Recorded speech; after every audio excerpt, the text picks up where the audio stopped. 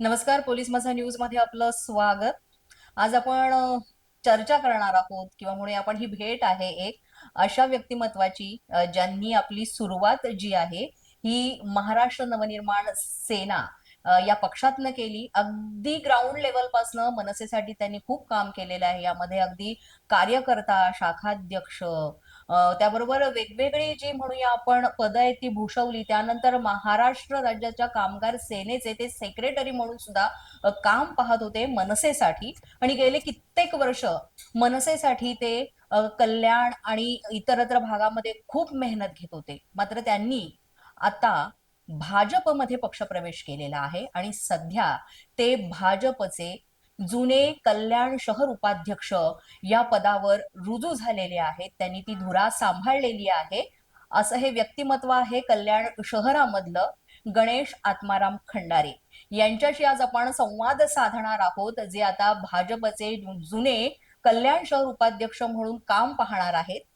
इतकी वर्ष मनसे बरोबर काम केल्यानंतर त्यांनी भाजपमध्ये येण्याचा का निर्णय घेतला, असं कोणतं कारण होतं, आणि आता हे पद भूषवल्यानंतर भाजपच्या वतीनं सुद्धा ते कशा पद्धतीने काम करणार आहेत, या सगळ्याच विषयी आज आपण त्यांच्याशी संवाद साधणार आहोत.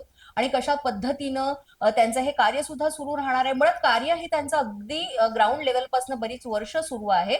पण आता त्यांची पुढे जो रोडमॅप असणार आहे तो सुद्धा कसा असणार आहे, आणि आपली कामं पूर्ण करण्यासाठी, नागरिकांच्या समस्या सोडवण्यासाठी कशा पद्धतीने ते कार्यरत राहणार आहेत, या एकंदरीत सगळ्या गोष्टींचा आज आपण उलगडा त्यांच्याकडूनच करणार आहोत. सो आपल्यासोबत आज आहेत भाजपचे जुने कल्याण शहर उपाध्यक्ष गणेश आत्माराम खंडारे सर.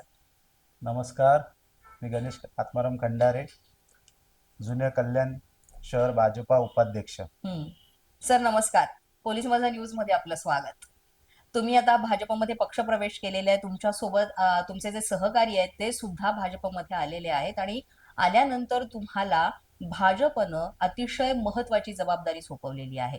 तर याविषयी आपण चर्चा करणार आहोत. मात्र तुम्ही हा निर्णय कसा घेतला त्याविषयी पहिल्यांदा सांगा. तुम्ही मनसेचे अगदी खंदे कार्यकर्ते म्हणून कल्याणसाठी काम करत होतात, आणि आता तुम्ही भाजपमध्ये प्रवेश केलेला आहात. तर हा निर्णय तुम्ही का घेतलात आणि कसा घेतलात? बघा, मुळात कसं आहे की इलेक्शनच्या वेळेस हा निर्णय घेतला असता तर लोकांना वाटलं असतं आशापोटी गेला आहे, नगरसेवकाचं तिकीट पाहिजे असेल किंवा काहीतरी भेटणार असेल, मग त्यावेळेस आम्ही तो काही निर्णय घेतला नाही. भाजपात याचं कारण असं आहे की देशहिताचं काम, राष्ट्रहिताचं काम व शहर विकासाचं काम हे कंटिन्यू चालू आहे.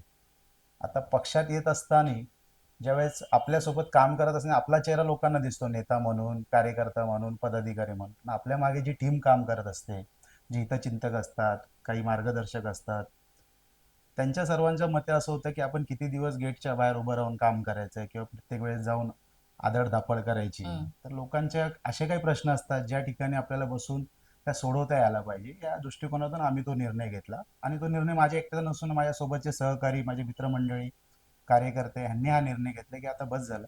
आपण आता लोकांचे बरेचसे असे काम आहेत जे आपल्याला सत्तेत केल्याशिवाय किंवा त्यांच्यासोबत गेल्याशिवाय ते कामं होणार नाही.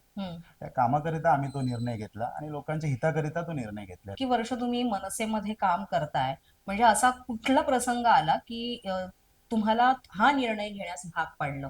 नाही, असा कुठला प्रसंग तर आला नाही किंवा पक्षावर कोणत्या प्रकारची नाराजी नाहीये.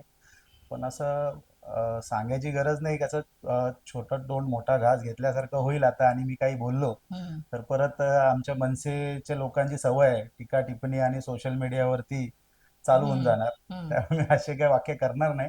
पण खऱ्या अर्थाने सामान्य जनतेमध्ये किंवा इकडे जे काही लोक आहेत कल्याणकर, ते पाहतात आहे की कल्याणमध्ये मनसेची काय अवस्था झालेली आहे. आज कोल्ड वॉर आहे, जग जाहीर आहे, वरिष्ठांना माहिती आहे. अनेक वेळेस वरिष्ठांच्या निर्देश आणून द्यायचा प्रयत्न आम्ही केला की याच्यामध्ये काहीतरी मार्ग काढा, नाहीतर पक्ष रसातळाला जात आहे आणि जाईल. आणि आता त्याचा भाग म्हणून तुम्ही पण पाहाल पुढे की काय होतंय. आता कुठेतरी जाग आली आहे, संपर्क अध्यक्ष वगैरे निवडतायत.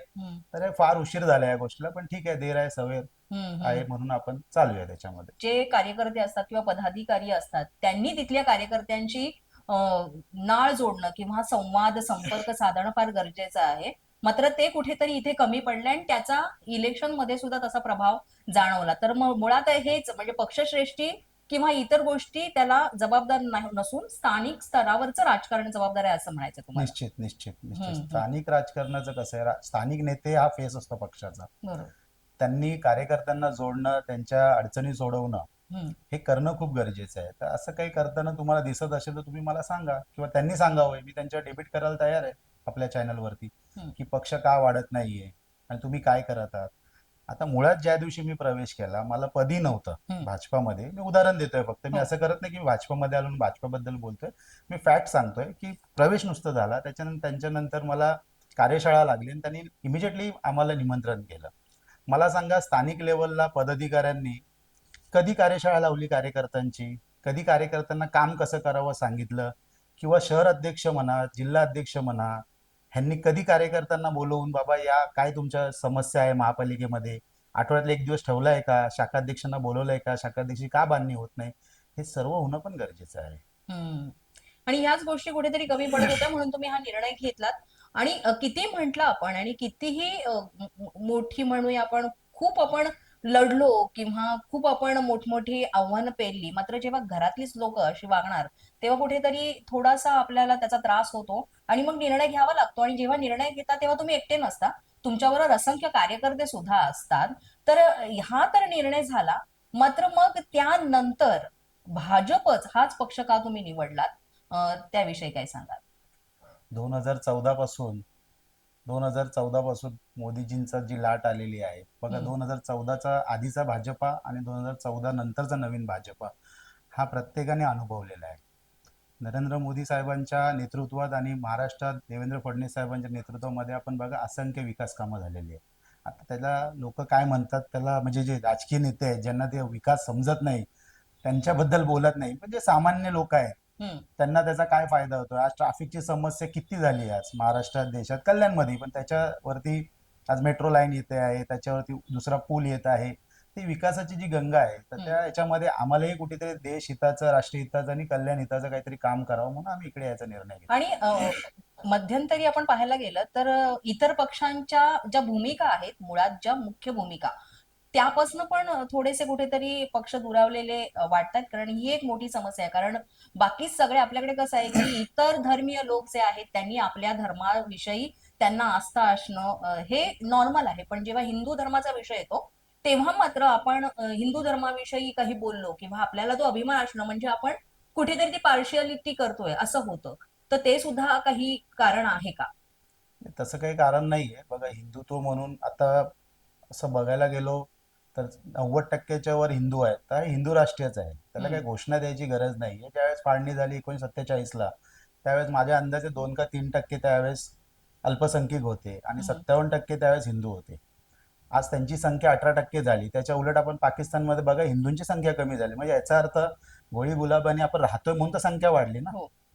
मग ह्याच्यात कुठे असं हिंदुत्व किंवा हे, हा काही आहेत ज्यांना देशाबद्दल प्रेम नाही, तर त्यांचा द्वेष तर सर्वांनाच आहे, हम्म. ते प्रत्येक नागरिकाला आहे, की जो देशाचा नाही तो आमचा नाही. हम्म. मग तो हिंदू असू द्या किंवा मुसलमान असू द्या. जो देशाविरुद्ध, त्याला कोणती जात नसते, पण जातीच्या एक फ्रेम मध्ये लोक टाकून त्याच्यातून आपलं राजकीय पोळी भाजतात. बघा आता आमचे जुने कल्याण शहर अध्यक्ष अमित दात्रक साहेब आहेत, नगरसेवक आहेत. आमचे काही विषय ते आमच्या जे प्रभागातले जे काही विषय आहेत ते आम्ही आमच्या पद्धतीने अधिकाऱ्यांकडे मांडू. ज्या विषयासाठी आम्हाला त्यांची गरज आहे तिथं ते 24/7 आमच्यासाठी उभे आहेत. ते म्हणत हम्म. ते महासभेत काही विषय घेणं आहे हम्म. किंवा त्या विषयासाठी प्रशासनाची भांडणं आहे, तर त्यासाठी ते खंबीर उभे आहेत आमच्यासोबत. तर मला वाटत नाही कुठे कामं करत असताना अडचणीला आम्हाला. अनेक दिवस आमच्या चर्चा झाल्या, याच्यावरती बैठका झाल्या, अनेक वेळेस आमच्या याच्यामध्ये मतभेद झाले. मुळात तर मला पक्ष सोडत असताना पण खूप त्रास झाला. काय एका आपण अनेक वर्ष, मी तर म्हणजे गमतीशीर मी कधी कधी बोलतो काही ठिकाणी, हम्म. की ज्यावेळेस पक्षात काम सुरू केलं होतं त्यावेळेस माझ्या ओठावरती केस नव्हता किंवा मिसूर नव्हती. हम्म. आज डाय लावायची वेळ आली. तर एवढा दिवस काम केल्यानंतर ती आपुलकी, अटॅचमेंट असते आपली, तर हम्म. ती हम्म. सोडून दुसऱ्या पक्षात येताना खूप विचार करावा लागतो. पण त्याच्यामध्ये काही आमचे मार्गदर्शक मंडळी असतात जे हम्म. आपल्यापेक्षा अनुभवी असतात, जे पक्षात नसतात, कुठल्या सामाजिक क्षेत्रात असतात, काही त्यांच्या काही अनुभव, आणि त्या सर्वांसोबत बसून आम्ही या सगळ्या गोष्टी चर्चा केली. त्यावेळेस त्या लोकांनी आम्ही मग या डिसिजनवर आलो की नाही, आपल्याला आता कुठेतरी पुढे यायला पाहिजे आता. कारण का हम्म. ज्या ह्याच्याने चाललंय आज कल्याणमध्ये, तर आपल्या लोकांच्या कामासाठी का लोकांची अपेक्षा आपल्याकडे असते की या व्यक्तीकडे गेलं आपलं काम होणार. ज्यावेळेस आपण काम नाही करत त्यावेळेस आपल्यासोबत त्या पक्षाचंही नाव खराब होतं. तर मला असं वाटतं की त्या पक्षाचं, माझ्या पक्षाचं नाव कुठेतरी खराब नाही व्हावं, जुन्या हम्म, जिथून मी हम्म. इकडे आलेलो आहोत. हा. हा, तर त्याच्याने आम्ही इकडे हा निर्णय घेतला. बघा, आता ते नेत्यांचे डिसिजन असतात, एका रात्रीतून बदलले जातात, हम्म, कार्यकर्ता भरडला जातो. तर हम्म, काय होतं, स्थानिक लेवलला आम्ही भांडतो, पक्षाचा अजेंडा आणि झेंडा वर करायच्या प्रयत्नामध्ये अनेकांची हम्म, दुश्मनी, अनेकांची भांडणं होतात. पण अचानकपणे एका रात्रीतून वरून फोन हम्म. येतो आणि स्थानिक नेते त्याचे निर्णय घेतात, त्यावेळेस कार्यकर्त्यांना खूप त्रास होतो. हा. कारण का, आम्ही पर्सनल लेवलला त्यावेळेस ती वॉर, ती टायमाला पर्सनल लेवलची वॉर झालेली असते. आणि त्यावेळेस जेव्हा मग त्यावेळेस समोर जाताना हम्म, कार्यकर्त्यांना खूप त्रास होतो. बघा कसं आहे, तुम्ही पक्ष बदलल्याने तुमच्यावर टीका टिप्पणी झाली याच्यावर तुम्ही काम करत होते. काम हम्म. करत नसते तर कोणाला काही फरक पडला नसता. आणि जे टीका टिप्पणी करतात त्यांना तेवढंच येतं. आपण विकासातून, आपल्या कामातून त्यांना उत्तर देऊ. तर मंडळी, हे होते जुने कल्याण शहरचे उपाध्यक्ष भाजपचे, आता नवनिर्वाचित उपाध्यक्ष झालेले आहेत ते, जे मनसेमध्ये आधी होते, असे हे गणेश आत्माराम खंडारे साहेब. आणि त्यांनी आपल्याशी संवाद साधला. आधी मनसेमध्ये खूप वर्षांपासून त्यांनी काम केलेलं आहे आणि त्यांनी अगदी प्रामाणिकपणे, प्रांजळपणे सांगितलं की का भाजप पक्ष निवडला आणि कशा पद्धतीनं वागणूक दिली पाहिजे. एकंदरीतच काय होतं ना, की पक्षश्रेष्ठी किंवा मोठे नेते हे आपण थोडंसं बाजूला ठेवूया, मात्र स्थानिक पातळीवर जेव्हा आपण काम करतो ऍज अ कार्यकर्ता म्हणून, तेव्हा तिथले स्थानिक पातळीवरचे जे पुढारी असतात त्यांनी कार्यकर्त्यांना एकत्रित घेणं आणि त्यांच्याशी संपर्कात राहणं अतिशय महत्वाचं असतं.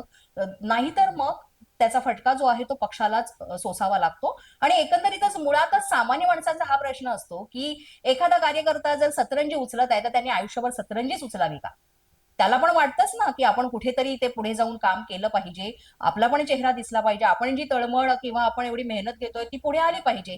आणि एकंदरीतच हा एक म्हणूया आपण मुद्दा पुढे ठेवून जर एखाद्याने अशा पद्धतीनं जर निर्णय घेतला असेल तर मला वाटतं त्यात काही गैर नाहीये. आणि तोच निर्णय त्यांनी एकंदरीतच त्यांच्या सहकाऱ्यांसोबत घेतलेला आहे. त्यामुळे पोलीस माझा न्यूज तर्फे सुद्धा गणेश खंडारे यांना आमच्या खूप खूप शुभेच्छा. आता भाजपचे जुने कल्याण शहर उपाध्यक्ष म्हणून ते रुजू झालेले आहेत, कार्यकारिणी सांभाळणार आहेत.